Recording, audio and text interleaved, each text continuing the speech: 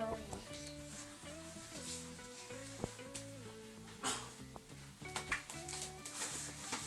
El monstruo se despertar con todas las emociones. Y se ha hecho un lío con las emociones. ¿Y qué revueltas están?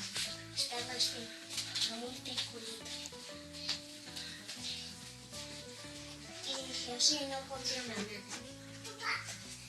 Y esta es la alegría. Y esta es la tristeza. Esta es la rabia. Este es el nervio. Y esta es la calma. Y aquí están todas las emociones. Si queréis podéis hacer así. O así. O así. Templadito.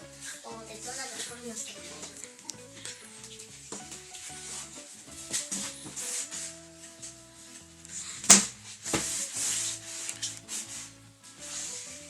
Lo que le ha pasado es que se ha inventado un nuevo color de amor.